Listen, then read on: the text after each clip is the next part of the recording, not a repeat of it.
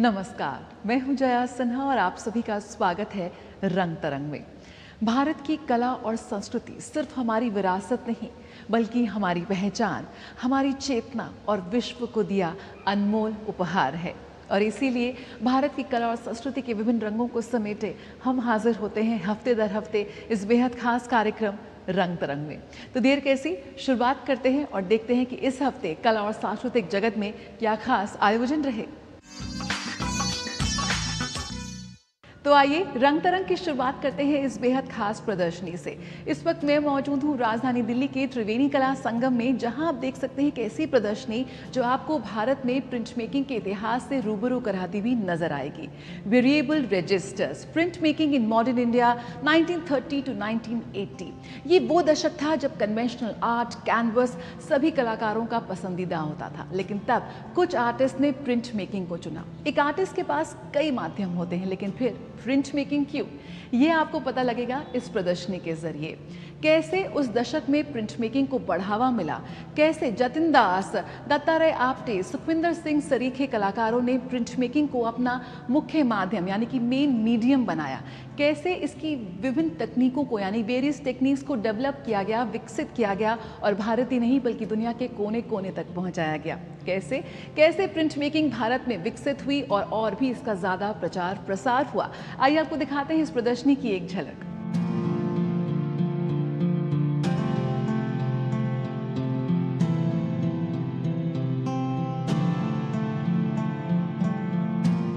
इस एग्ज़िबिशन को प्रीमा कुरियन ने क्यूरेट किया है एंड इस एग्ज़िबिशन का मेन मकसद ये था कि हम लोगों को प्रिंट मेकिंग के बारे में बता सकें।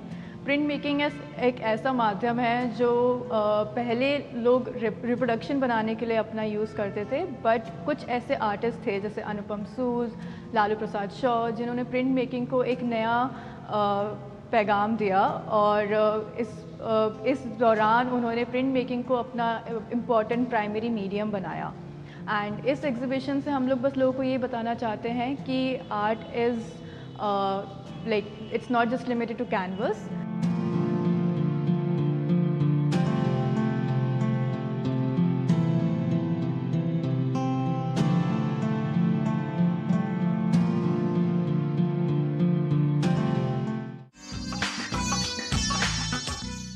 कला सीमाओं को पार करते हुए पीढ़ियों को जोड़ती है। संस्कृति किसी भी राष्ट्र की आत्मा का परिचय होती है और जब किसी महान कलाकार के योगदान को राष्ट्र डाक टिकट पर अंकित करता है तो वो सम्मान इतिहास का हिस्सा बन जाता है। भारत सरकार ने पद्म विभूषण से सम्मानित प्रख्यात चित्रकार, वास्तुकार, मूर्तिकार, लेखक सतीश गुजराल के जन्मशती अवसर पर एक डाक टिकट जारी किया है। खास बात यह है कि सतीश गुजराल ने अपने जीवन में 2010 के आसपास एक आत्मचित्र बनाया था। यही आत्मचित्र इस डाक टिकट का आधार है। उन्होंने अपने जीवन में करीब 4 ही आत्मचित्र बनाए हैं, जिनमें से एक को इस सम्मान के लिए चुना गया है।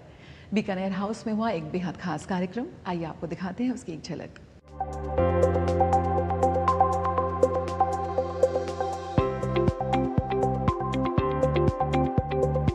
भारतीय आधुनिक कला को नई पहचान देने वाले पद्म विभूषण सतीश गुजराल की जन्मशती पर नई दिल्ली के बीकानेर हाउस में एक विशेष समारोह आयोजित किया गया। इस अवसर पर भारत सरकार के संचार मंत्रालय और डाक विभाग ने उनके सम्मान में स्मारक डाक टिकट जारी किया।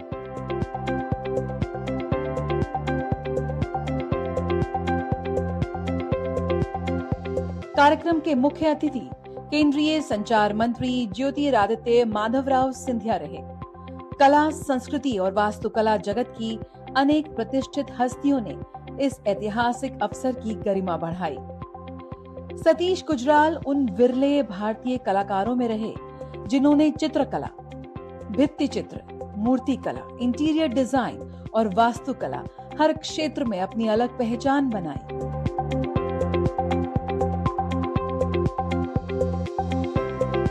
बचपन में सुनने की क्षमता प्रभावित होने और विभाजन की त्रासदी झेलने के बावजूद उन्होंने अपने जीवन को सृजन की ऐसी यात्रा में बदला जिसने भारतीय आधुनिक कला को वैश्विक पहचान दिलाई। मेक्सिको में विश्वविख्यात कलाकारों के साथ अध्ययन और भारत लौटकर अनेक प्रतिष्ठित इमारतों के निर्माण ने उन्हें बहुआयामी रचनाकार के रूप में स्थापित किया। स्मारक डाक टिकट केवल डाक सेवा का माध्यम नहीं होता, बल्कि देश के इतिहास, संस्कृति और महान व्यक्तित्वों को नई पीढ़ी तक पहुंचाने का सशक्त माध्यम भी माना जाता है। सतीश गुजराल की जन्म शती पर जारी ये विशेष टिकट उनकी कला यात्रा और भारतीय सांस्कृतिक विरासत को स्थायी सम्मान देने का प्रतीक है। सतीश गुजराल साहब ने आर्ट को जिस मकाम पर वो लेके गए हैं, जिस आयाम तक उन्होंने पहुंचाया है, उसके लिए हम हमेशा उनके शुक्रगुजार रहेंगे। और उनकी बेटी जिस तरह से और इस चीज़ को आगे बढ़ा रही हैं, मेहनत कर रही हैं, इसके लिए उनको भी बहुत मुबारकबाद, रसील गुजराल साहब को। और सतीश गुजराल साहब को तो हम हाथ जोड़ के नमन करते हैं। आज हम यहाँ बीकानेर हाउस में हैं, जहाँ department of post, government of India and minister of communications Shri Jyotiraditya Scindia ji ने इस स्टैम्प को, commemorative postage stamp Shri Satish Gujral Padma Vibhushan, जो मेरे फादर हैं, उनके सेंटेनरी ईयर में इसे रिलीज़ किया है। और उनकी सेल्फ पोर्ट्रेट को लिया गया है इस पोस्टेज स्टैम्प को बनाने के लिए, और बहुत ही सुंदर तरीके से उन्होंने इसे कैप्चर किया है। इसके अलावा उन्होंने उनकी एक दूसरी पेंटिंग पर फर्स्ट डे कवर भी रिलीज़ किया है, और एक तीसरी पेंटिंग पर एक बहुत ही खूबसूरत कैंसलेशन स्टैम्प बना है। सतीश गुजराल की जन्मशती के अवसर पर रसील गुजराल आर्ट लेगेसी द्वारा उनकी कलाकृतियों, वास्तु दृष्टि और रचनात्मक योगदान को नई पीढ़ी तक पहुंचाने के लिए कई प्रदर्शनियां और स्थायी कला पहल भी शुरू की गई है। ये स्मारक डाक टिकट केवल एक कलाकार को श्रद्धांजलि नहीं, बल्कि भारतीय कला और रचनात्मकता की उस विरासत का सम्मान है जो आने वाली पीढ़ियों को भी प्रेरित करती रहेंगी। रंग तरंग के लिए गौरव शुक्ला की रिपोर्ट।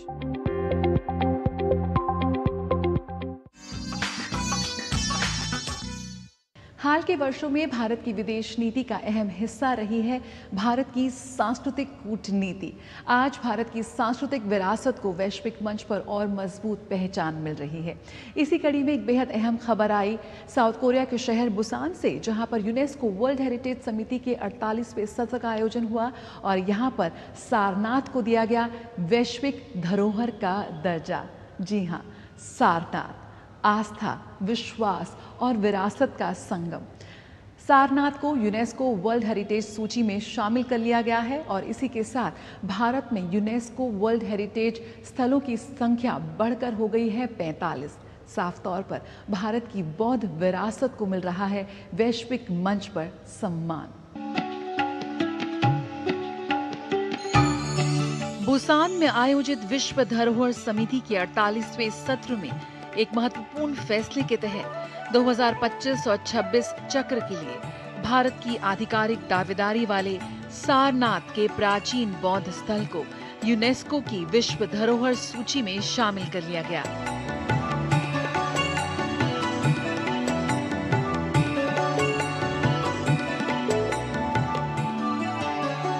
ये सम्मान पाने वाली ये भारत की 45वीं धरोहर बन गई है।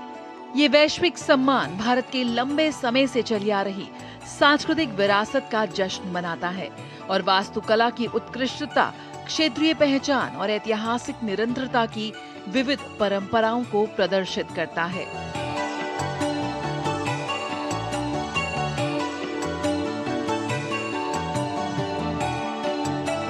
प्रधानमंत्री नरेंद्र मोदी, केंद्रीय संस्कृति मंत्री गजेंद्र सिंह शेखावत और उत्तर प्रदेश के मुख्यमंत्री योगी आदित्यनाथ ने इस ऐतिहासिक उपलब्धि की सराहना की और भारत के लोगों को इस कामयाबी के लिए बधाई दी।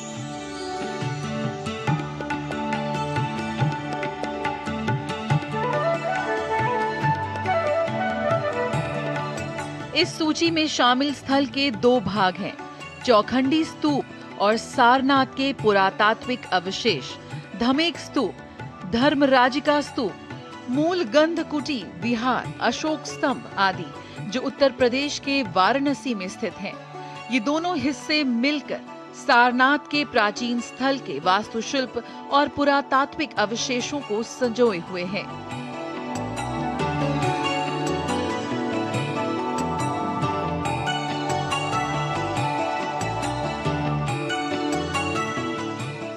सारनाथ को विश्व धरोहर स्थल घोषित किए जाने के बाद बौद्ध तीर्थ यात्रा के 4 सबसे महत्वपूर्ण स्थलों में से 3 लुम्बिनी, महाबोधि मंदिर बोध गया और अब सारनाथ विश्व धरोहर में शामिल हो गए हैं।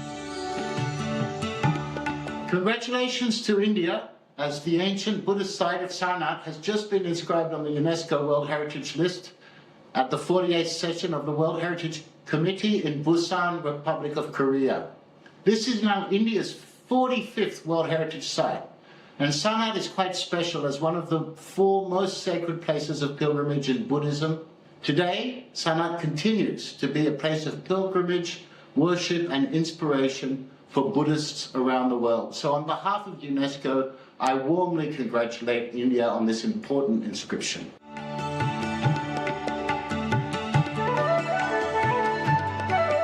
विश्व धरोहर का दर्जा मिलने से बौद्ध धर्म के जन्म स्थान के तौर पर भारत की पहचान और मजबूत होगी।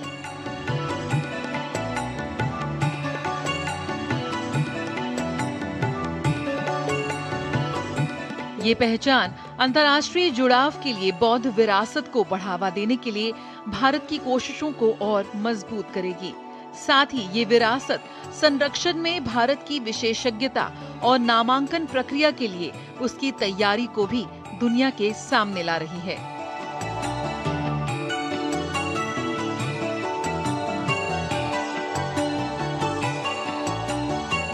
इस वैश्विक पहचान के साथ भारत सारनाथ के असाधारण वैश्विक महत्व की रक्षा करने के लिए अपनी प्रतिबद्धता दोहराता है।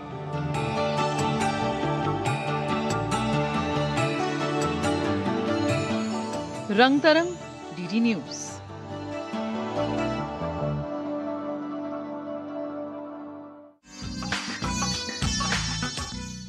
और आइए अब आपको लिए चलते हैं भारत की समृद्ध शास्त्रीय कलाओं को समर्पित एक बेहद खास कार्यक्रम में, जहां पर कुचिपुड़ी की युवा साधिका इलेशा ने अपने रंग प्रवेशम के जरिए गुरुओं का आशीर्वाद प्राप्त किया और साथ ही अपनी नृत्य प्रतिभा से दर्शकों का भी मन मोह लिया।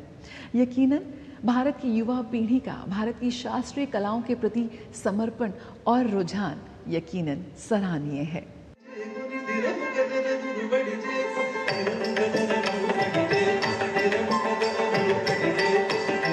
घुंघरुओं की मधुर झनकार, भावों की अभिव्यक्ति और लयताल का अद्भुत समन्वय। दिल्ली के कमानी ऑडिटोरियम में आयोजित रंग प्रवेशम ने भारतीय शास्त्रीय नृत्य की समृद्ध परंपरा को सजीव कर दिया। ये अवसर था युवा शिष्या इलिशा के प्रथम एकल सार्वजनिक मंचन का, जो किसी भी शास्त्रीय नृत्य साधक के जीवन का एक महत्वपूर्ण पड़ाव माना जाता है।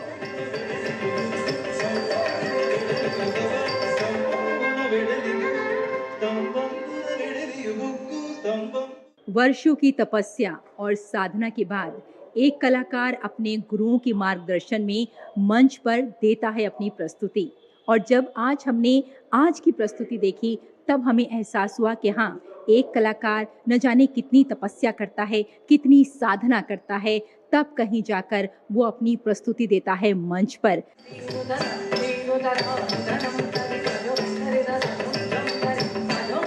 पद्म भूषण गुरुओं के मार्गदर्शन में कई वर्षों की कठोर साधना के बाद इलिशा ने मंच पर अपनी प्रतिभा का प्रभावशाली प्रदर्शन किया। प्रस्तुति में कुचिपुड़ी की पारंपरिक शैली, सटीक पद संचालन, भावपूर्ण अभिनय और मनमोहक मुद्राओं ने दर्शकों को मंत्रमुग्ध कर दिया।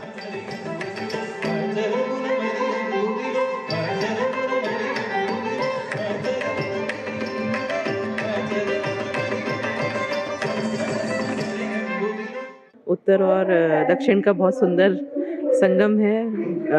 इलेशा 15 वर्षीय है और इस उम्र में इतनी डेडिकेशन, सिंसेरिटी के साथ मतलब टू स्केल दिस हाइट, बहुत ही उनको मैं शुभकामनाएं देना चाहूँगी। आज के समय में कलाओं को करना और परिवार को विशेष रूप से धन्यवाद जाते हैं उनके, क्योंकि उन्हीं के संस्कार हैं कि आगे वाली भावी पीढ़ी को वो ऐसे संस्कार दे रहे हैं और शास्त्रीय संगीत और कलाओं को सही रूप से निर्वाह।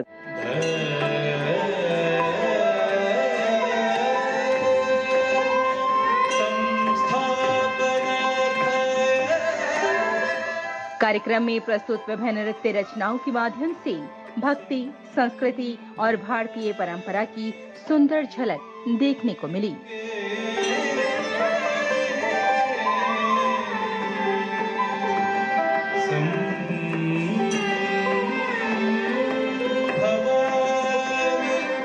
बहुत बढ़िया कुचिपुड़ी डांस परफॉर्मेंस कर चुकी है।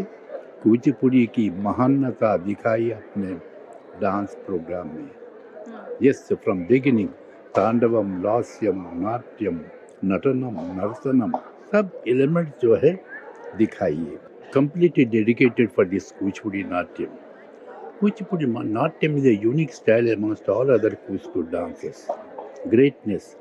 Like Vachikabhinam is there, नाट्य धर्मी, लोक धर्मी, बहुत बढ़िया।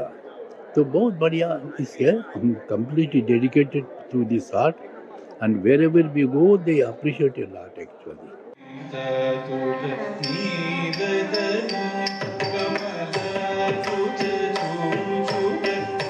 आकर्षक वेशभूषा, शास्त्रीय संगीत और सजीव मंच सज्जा ने पूरे आयोजन को और भी भव्य बना दिया। कला प्रेमियों ने प्रस्तुति की भरपूर सराहना की और कलाकारों की मेहनत व समर्पण की प्रशंसा की।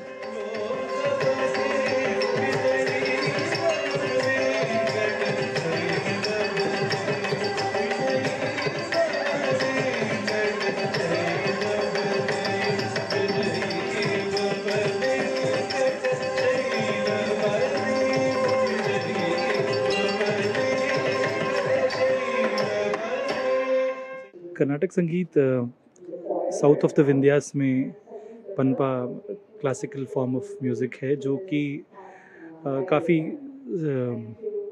क्लासिकल और ट्रेडिशनल इन नेचर है और साउथ इंडिया में ज़्यादा प्रचलित है। आज के लिए बहुत प्रिपरेशन कर रही है, मेरे गुरुज के साथ बहुत ट्रेन किया है, मेरे पेरेंट्स ने बहुत हार्ड वर्क किया है।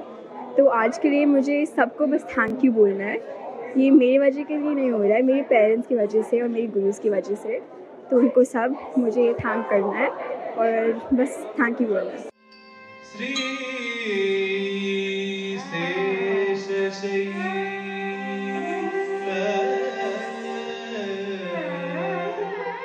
रंग प्रवेशम केवल एक प्रस्तुति नहीं, बल्कि वर्षों की तपस्या, अनुशासन और गुरु के प्रति समर्पण का उत्सव था। ये आयोजन भारतीय शास्त्रीय नृत्य परंपरा को नई पीढ़ी तक पहुंचाने की दिशा में एक प्रेरणादायक पहल भी साबित हुआ।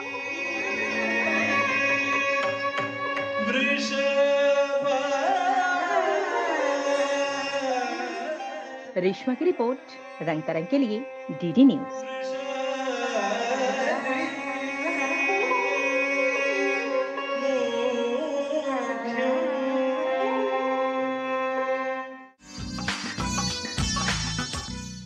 प्रख्यात गीतकार, विश्व प्रसिद्ध लेखक और प्रसार भारती के अध्यक्ष प्रसून जोशी को वर्ष 2026 के हिंदी रत्न पुरस्कार से सम्मानित किया गया है। ऐसे माहौल में जब अंग्रेजी का प्रभाव ज़्यादा है, प्रसून जोशी वो लेखक हैं जिन्होंने अपने शब्दों से, अपने विचारों से, अपने गीतों से हिंदी को एक नई पहचान दिलाई।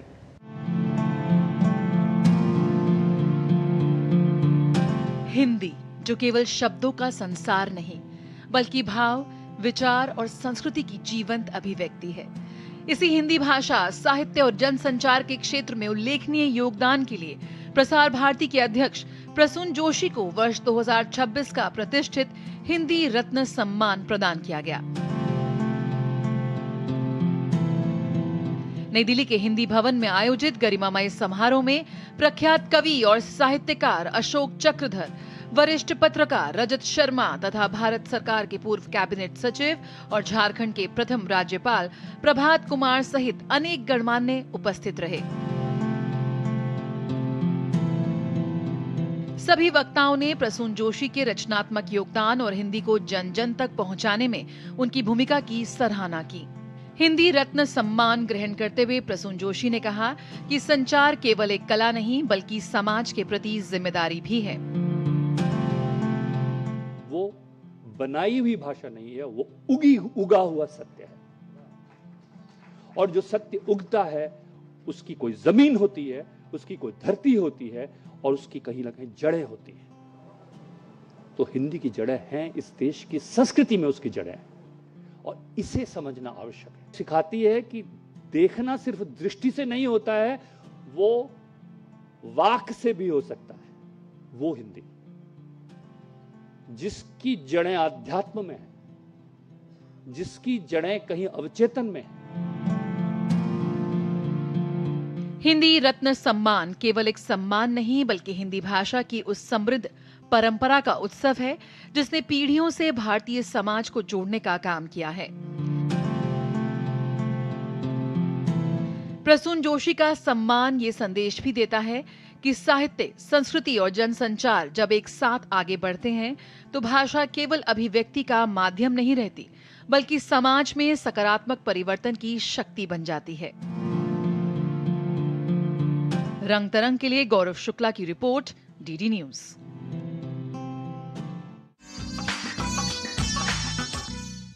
सभ्यताएं इतिहास में दर्ज होती हैं और संस्कृतियां कला के माध्यम से जीवित रहती हैं।